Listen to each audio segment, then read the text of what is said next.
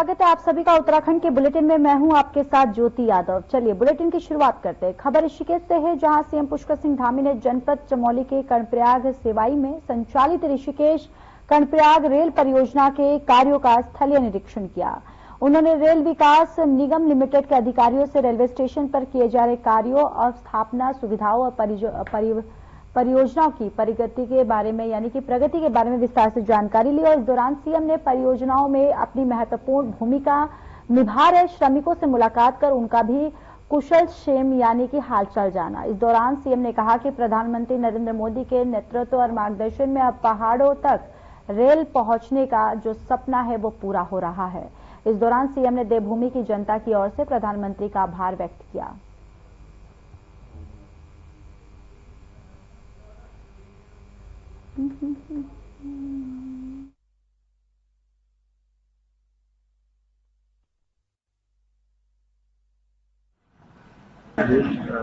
योजना अपने आप में एक अलग प्रकार की योजना है और इस योजना के लिए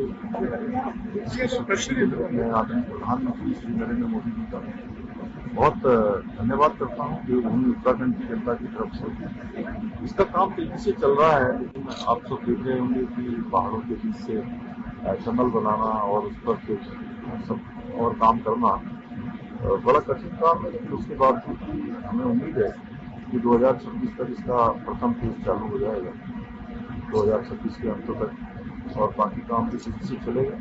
कहीं भी कोई अड़चन आती है, कोई दिक्कत आती है तो हम लोग प्रयास करते हैं मिलजुल कर, क्योंकि ये बड़ी परियोजना, इस परियोजना के पूरा होने के बाद, कर्णप्रयाग रेल लाइन बन जाने के बाद हमारे पूरे क्षेत्र में एक और समृद्धि आएगी और प्रगति होगी, उन्नति होगी, लोगों का आवागमन आसान होगा।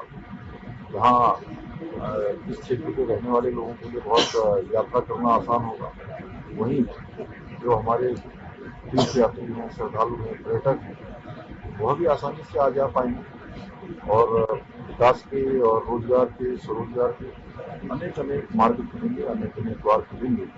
ये हमारे लिए बहुत बड़ा, एक राज्य के लिए एक बहुत बड़ा मील का पत्थर साबित होगी।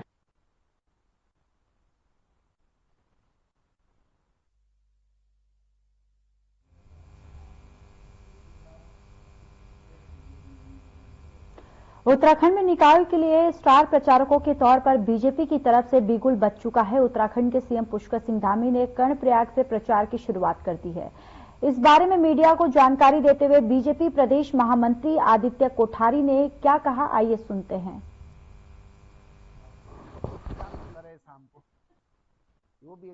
आज माननीय मुख्यमंत्री जी ने कर्णप्रयाग से जनसभा करने के साथ ही स्थानीय निकाय चुनाव का प्रचार का अभियान प्रारंभ किया है। वैसे वो कल भी खटीमा में, टनकपुर में थे और वहां भी उन्होंने पार्टी के कार्यकर्ताओं के साथ में, प्रबुद्ध जनों के साथ में बातचीत करके जनता से अनुरोध किया है, अपील की है कि स्थानीय निकाय में भारतीय जनता पार्टी के पक्ष में मतदान करें। और अभी हमने प्रस्तावित कार्यक्रम उनके तय किए हैं और कुल 25 स्थानों पर उनके कार्यक्रम हमने अभी तय किए हैं, जिसमें सभी 11 नगर निगम हैं, जिला मुख्यालय के नगर पालिकाएं हैं और ऐसे अन्य जगह जहां बहुत अधिक आवश्यकता है। और जिलाध्यक्ष ने, वहां के निकाय के चुनाव के प्रभारी ने और प्रत्याशी ने डिमांड की है कि यहां भी हमें आवश्यकता है माननीय मुख्यमंत्री जी की और बहुत अधिक जरूरत है, तो वहां भी अभी हम विचार करेंगे। अभी हमने कार्यक्रम प्रस्तावित तैयार किया, अंतिम रूप नहीं दिया है। हम 3-3 दिन के कार्यक्रमों को अंतिम रूप देते हुए मुख्यमंत्री जी की सभाएं, रोड शो का कार्यक्रम तय कर रहे हैं।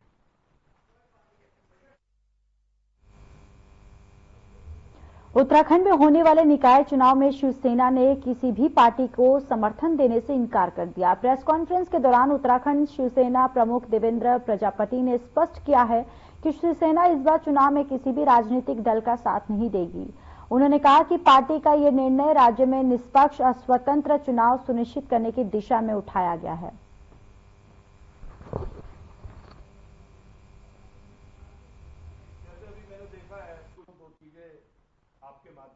शिवसेना इंडिपेंडेंट चुनाव लड़ेगी आने वाले समय में और शिवसेना अपनी राजनीतिक उपस्थिति खुद दर्ज कराएगी। अभी क्या है कि आपने देखा होगा, पिछली बार आज से 15 साल पहले हमने भारतीय जनता पार्टी के लिए जब उमाशंकर पुरोहित को हरिद्वार से खड़ा किया था एक एमपी के चुनाव में, तो भारतीय जनता पार्टी घुटनों पे आई थी। उन्होंने हमें कहा था कि हमें समर्थन दीजिए, तो हमने जब समर्थन उस समय दिया था और उस समय सरकार इनकी नहीं आई, तो उसके बाद इन्होंने फिर हमसे किनारा कर लिया। तो ये क्या बात हुई? भारतीय जनता पार्टी को राजनीतिक रूप से फायदे के लिए समर्थन चाहिए, अगर भाई बनाना है तो वैसे ही बनाएं, अन्यथा फिर हम अलग हैं, आप अलग हैं, उससे कोई क्या दिक्कत है? ये पहले हुआ है हरिद्वार में। उमाशंकर पुरोहित ने जब गंगा पूजन किया था, उसी से इतना हड़कंप मच गया था कि उसने कहा ये क्या हुआ। उसके बाद निशंक जी थे, हरिद्वार में ही एक कार्यक्रम हुआ था और हमारा संयुक्त बैनर लगा था, सब चीज हुई थी, लेकिन हारने के बाद। चलिए आगे बढ़ते हैं। मुख्यमंत्री पुष्कर सिंह धामी के निर्देशों के बाद शनिवार को वन विभाग ने पुलिस मैदान गोपेश्वर में वन पंचायत सरपंच, महिला मंगल दल, अग्नि रक्षक दल को फायर लाइन सफाई, वन अग्नि नियंत्रण का प्रशिक्षण और फॉरेस्ट फायर ऐप के संबंध में जानकारी दी। इसी के साथ लीफ ब्लोअर, फायर बीटर और फायर रैंक उपकरण के माध्यम से वन अग्नि को रोकने का प्रशिक्षण दिया गया। इस दौरान पुलिस ग्राउंड पर आग लगने की घटना पर अग्निशमन दल ने कूलिंग मेथड से आग बुझाने और घायल व्यक्ति को सीपीआर देने का डेमो दिखाया है। वहीं जिलाधिकारी संदीप तिवारी ने प्रशिक्षण कार्यक्रम को संबोधित भी किया है।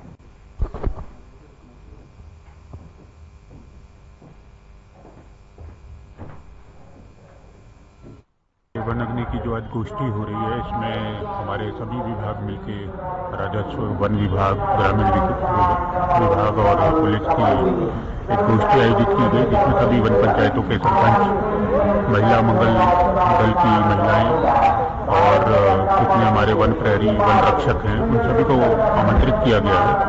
और इसका उद्देश्य ये है कि सभी विभागों का आपस में समन्वय बना रहे।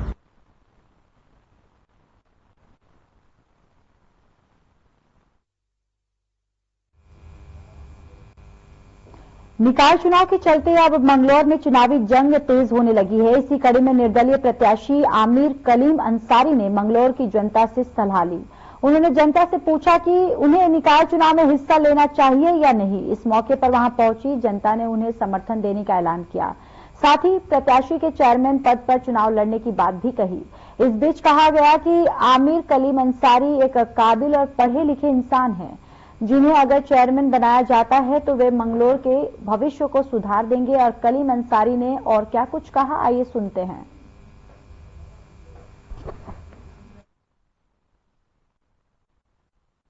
गुजारिश की है कि मेरे इस बच्चे को कामयाब बना दो। अगर आपकी बातों में खरा नहीं उतरा तो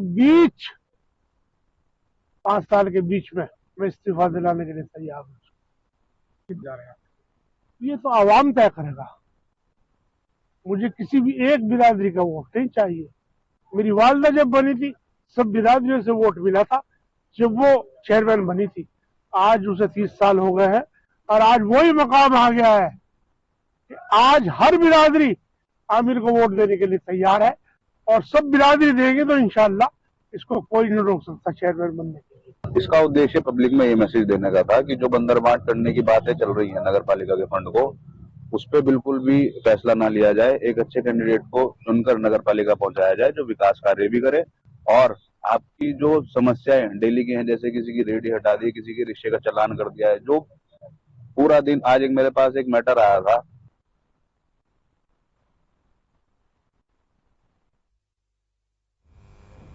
चलिए यहां रुकेंगे एक छोटे से ब्रेक के लिए, जल्द हाजिर होंगे।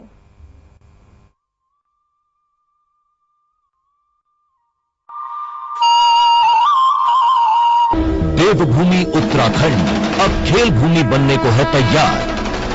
पहली बार राष्ट्रीय खेलों के आयोजन से उत्तराखंड बनाएगा नई पहचान। 28 जनवरी से 14 फरवरी 2025 तक आयोजित होने वाले नेशनल गेम्स की तेजस्विनी मशाल और शुभंकर मौली देश भर के खेल प्रेमियों को लुभा रहा है। इस ऐतिहासिक अवसर को सफल बनाने के लिए राज्य में खेलों का बेहतरीन इंफ्रास्ट्रक्चर तैयार किया गया है, जहां प्रदेश के खिलाड़ी जमकर पसीना बहा रहे हैं। और 30वें राष्ट्रीय खेलों में एथलेटिक्स, हॉकी, साइकिलिंग जैसे 35 से ज्यादा खेलों में देश भर के करीब 10,000 खिलाड़ी अपना हुनर दिखाएंगे। राष्ट्रीय खेलों के आयोजन से उत्तराखंड की खेल प्रतिभाओं को एक नया मंच मिलेगा। प्रदेश में स्पोर्ट्स इकोसिस्टम तैयार होगा, जिससे खेलों के प्रति ज्यादा से ज्यादा युवाओं का रुझान बढ़ेगा। राष्ट्रीय खेलों से चमकेगा उत्तराखंड, खेलेगा उत्तराखंड, जीतेगा उत्तराखंड।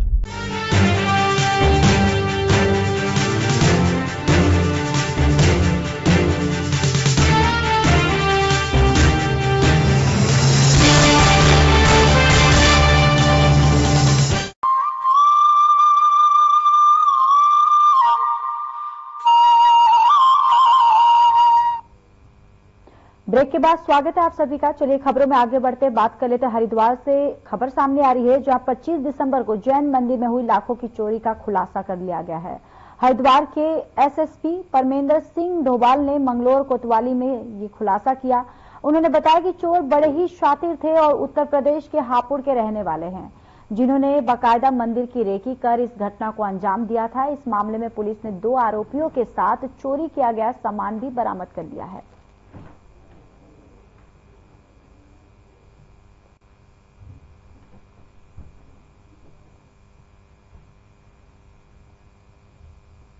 जल्द हो गया है तो ये बहुत अच्छी बात है। अब हम अपने आप को सिक्योर महसूस करते हैं, पहले भी करते थे, लेकिन इन बातों से थोड़ा सा और आदमी के अंदर जज्बा पैदा होता है, सिक्योरिटी बढ़ती है और ये जरूरी था, ये होना भी चाहिए था भाई, खुलासा जरूरी था। पुलिस का आभार करें।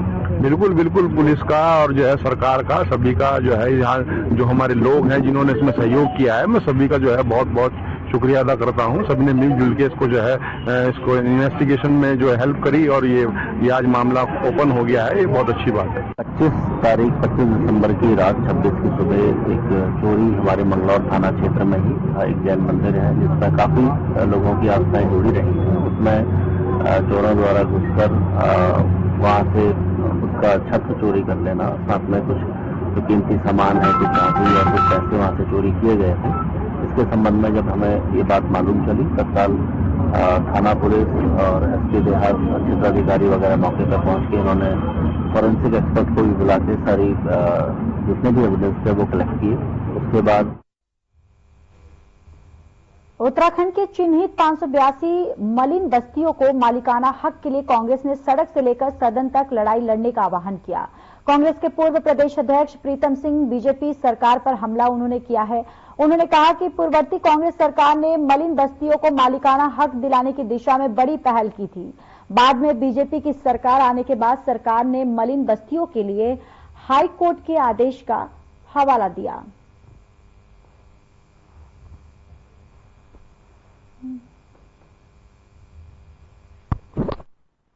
समय जब हम सरकार में थे, हमने मलिन बस्तियों का सर्वे भी कराने का काम किया और उनके रेगुलाइजेशन के लिए भी जो है हमने कदम बढ़ाए थे। लेकिन हम सत्ता से बाहर हुए, भारतीय जनता पार्टी की सरकार आई और सरकार ने हाईकोर्ट के आदेशों का हवाला देकर के जो है मलिन बस्तियों को जो है उजाड़ने का काम किया था। लेकिन मलिन बस्ती के लोगों ने और कांग्रेस ने इसका तीखा विरोध किया। हमने सदन से लेकर सड़क तक इस लड़ाई को लड़ने का काम किया। सरकार को बैकफुट पर आना पड़ा और सरकार ने मलिन बस्तियों को संरक्षित करने के लिए अध्यादेश लाने का काम किया।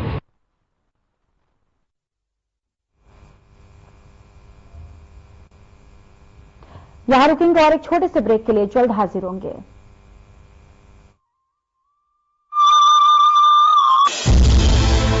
विंटर टूरिज्म का बेहतरीन केंद्र है उत्तराखंड। जहां नजर उठाएं प्राकृतिक सौंदर्य ही पाएं।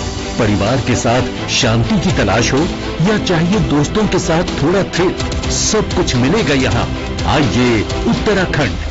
Eco tourism, wildlife tourism, adventure tourism, हर तरह के विकल्प है मौजूद। जंगलों में लीजिए ट्रैकिंग का मजा, बर्फ से ढकी वादियों में स्कीइंग का लुत्फ, खूबसूरत रास्तों पर माउंटेन बाइकिंग, खुले आकाश में पैराग्लाइडिंग और रॉक क्लाइंबिंग का अपना है रोमांच। मशहूर टूरिस्ट स्पॉट्स के साथ साथ प्रकृति की गोद में बसे हजारों होम स्टे में मिलता है स्थानीय संस्कृति और पारंपरिक जीवन शैली से रूबरू होने का मौका। उत्तराखंड में हर अनुभव, हर गुजरा पल जिंदगी भर की यादें बन जाता है। आप भी उत्तराखंड में पर्यटन का आनंद उठाइए। आइए उत्तराखंड।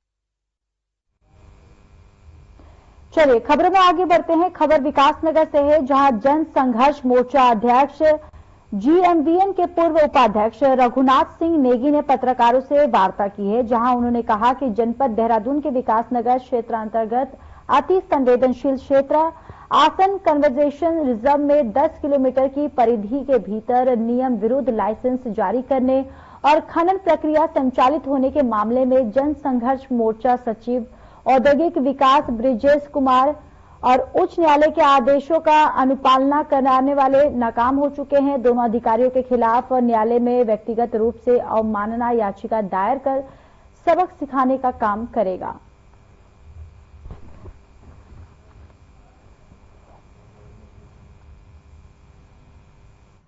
ऑनरेबल हाई कोर्ट में आसन कंजर्वेशन रिजर्व को बहुत संवेदनशील माना है और उसकी 10 किलोमीटर की परिधि के भीतर किसी भी प्रकार की खनन क्रियाएं, एनी प्रोजेक्ट, एनी एक्टिविटी, उसको बिल्कुल बैन किया है। और उस मामले में सरकार को निर्देश दिए थे कि किसी प्रकार की अगर वहां पे क्रियाएं संचालित है, चाहे वो हॉट मिक्स प्लांट हो, चाहे वो स्टोन क्रशर हो, स्टीमिंग प्लांट हो, खनन पट्टे हो, बगैर नेशनल वाइल्ड लाइफ बोर्ड की जो स्टैंडिंग कमेटी उसकी अनुमति के बिना वहां पर कुछ हो नहीं सकेगा, न वहां पर कोई क्रियाएं संचालित हो सकती। लेकिन बावजूद इसके आज भी लगातार वहां पर जारी है। इस मामले में जन संघर्ष मोर्चा लगातार, हमने राजभवन, सरकार, शासन सबको चेता दिया कई बार कि आप इन तमाम चीजों से बाज आ जाएं, लेकिन कोई कार्रवाई नहीं हो रही है।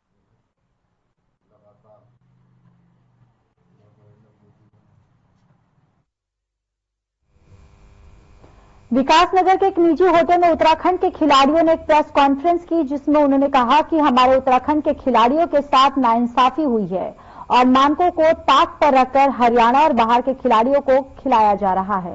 साथ ही उन्होंने सरकार पर खिलाड़ियों के द्वारा दिए गए पैसों को भी फेडरेशन के द्वारा वापस ले लिए जाने के संबंध में बताया। खिलाड़ियों ने कहा कि उनके साथ अन्याय हुआ है।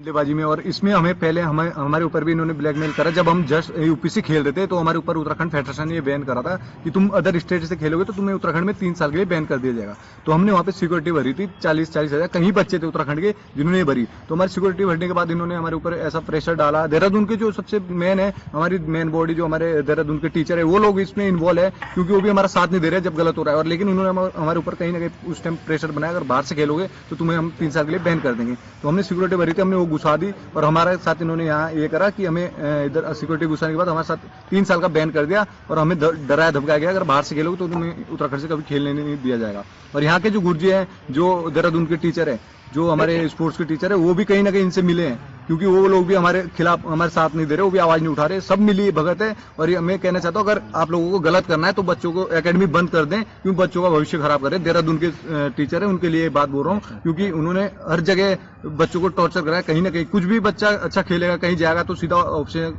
टूर्नामेंट खेलने तक ये बैन कर देते हैं। अगर कोई हम फेडरेशन के खिलाफ टूर्नामेंट खेल रहे हो, कौन सा टूर्नामेंट था सर? ये उत्तराखंड ये समझो जस्ट कबड्डी था, ये एक लीग थी, बड़ी लीग थी, वो अच्छा प्लेटफॉर्म था हमारे लिए, लेकिन उसमें जाने के लिए भी इन्होंने हमारे ऊपर बैन कर दिया।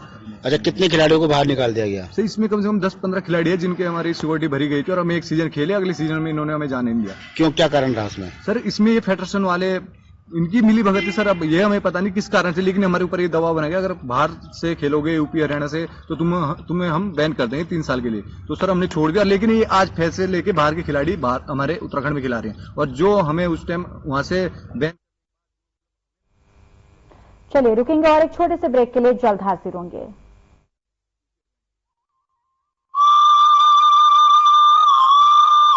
भूमि उत्तराखंड हर वर्ष गर्मियों के महीनों में लाखों 4 धाम यात्रियों और श्रद्धालुओं का स्वागत करती है। सर्दियों में धामों के कपाट बंद हो जाते हैं, लेकिन इस दौरान भी 4 धामों की पूजा अर्चना उनके शीतकालीन प्रवासों में अनवरत की जाती है, जहां बड़ी संख्या में तीर्थयात्री दर्शन के लिए आते हैं। उखी मठ के ओंकारेश्वर मंदिर में बाबा केदारनाथ, पांडुकेश्वर के योग ध्यान बद्री मंदिर में बद्री विशाल जी, खरसाली के यमुना मंदिर में मां यमुना और मुकबा के मुखी मठ मंदिर में मां गंगा का शीतकालीन प्रवास होता है। 4 धाम के साथ साथ कार्तिक स्वामी, महासु देवता, मां हाट काली, जागेश्वर धाम, नैना देवी, कैची धाम सहित बहुत से धार्मिक पौराणिक महत्व के मंदिर हैं, जहां प्रतिवर्ष लाखों श्रद्धालु हर मौसम में शीश नवाने आते हैं। आइए आप भी इन सर्दियों में उत्तराखंड में आध्यात्म और पर्यटन का आनंद उठाइए।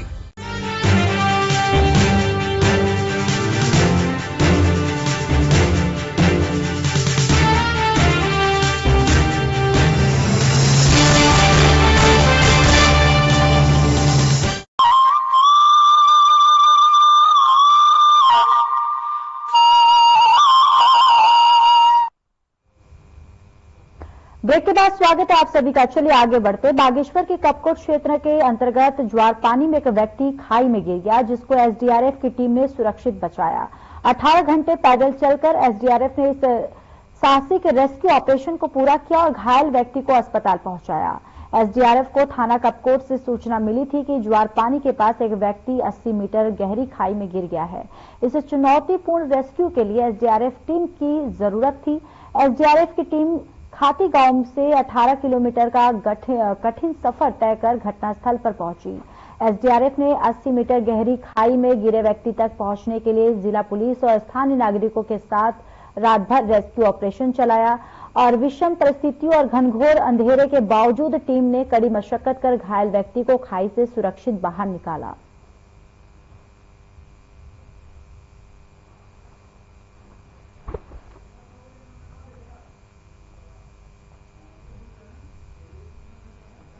मुख्यमंत्री पुष्कर सिंह धामी का कर्णप्रयाग दौरा है। जानकारी के लिए आपको बताते चले कि सीएम धामी दोपहर 2:20 पर हेलीकॉप्टर द्वारा सिवई खेल मैदान वो पहुंचे, जहां पर बीजेपी कार्यकर्ता मुख्यमंत्री का उन्होंने भव्य स्वागत किया। सिवई में सीएम ऋषिकेश कर्णप्रयाग रेल परियोजना का भी स्थलीय निरीक्षण करेंगे, यानी कि उन्होंने स्थलीय निरीक्षण जो है इस दौरान किया और इसी के साथ वो 3 बजे सीएम सीएमपी बैठ कर्णप्रयाग पहुंचे और पहुंच गए, जहां पर बीजेपी कार्यकर्ताओं के साथ उन्होंने बाइक रैली में वो शामिल हुए थे और इसके अलावा उन्होंने वहां पे लोगों को संबोधन भी किया है।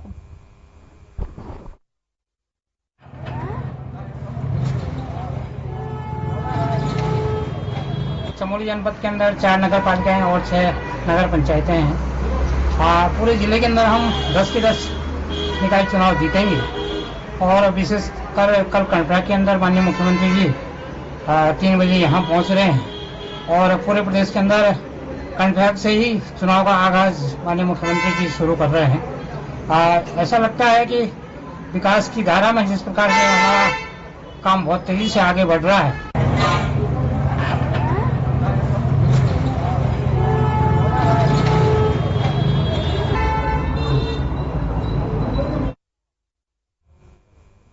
प्रदेश के अधिकांश जनपदों में मौसम विभाग ने शनिवार और रविवार को हल्की से मध्यम बारिश और बर्फबारी की संभावना जताई। मौसम विभाग के निदेशक डॉक्टर विक्रम सिंह ने बताया कि 11 और 12 जनवरी को पश्चिमी विक्षोभ के चलते बारिश और बर्फबारी की संभावना है। उन्होंने बताया कि 3000 मीटर से अधिक ऊंचाई वाले क्षेत्रों में बर्फबारी का अनुमान है। विक्रम सिंह के मुताबिक रुद्रप्रयाग, पिथौरागढ़, बागेश्वर, उत्तरकाशी और आदि जनपदों में बारिश और बर्फबारी की संभावना है।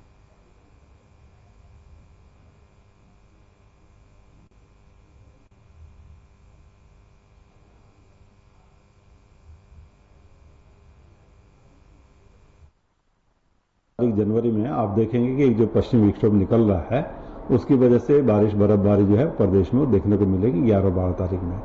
अगर डिस्ट्रीब्यूशन इंटेंसिटी की बात करें तो हल्की मध्यम तक की आप कह सकते हैं 11 तारीख को जो है जो बारिश है या बर्फबारी वो देखने को मिलेगी। और बर्फबारी का जहां तक सवाल है तो 3000 मीटर या उससे अधिक ऊंचाई के जो क्षेत्र हैं उनमें रहेंगी। और विशेषकर मैं कहूंगा कि जो हमारे अंदर के डिस्ट्रिक्ट है उत्तरकाशी, चमोली, पिथौरागढ़, रुद्रप्रयाग या बागेश्वर, तो इनके जो 3000 मीटर या उससे अधिक ऊंचाई के क्षेत्र है वहां पे वो मिलनी चाहिए।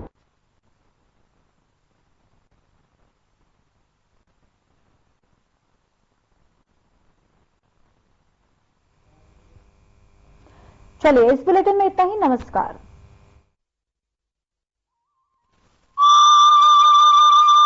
देवभूमि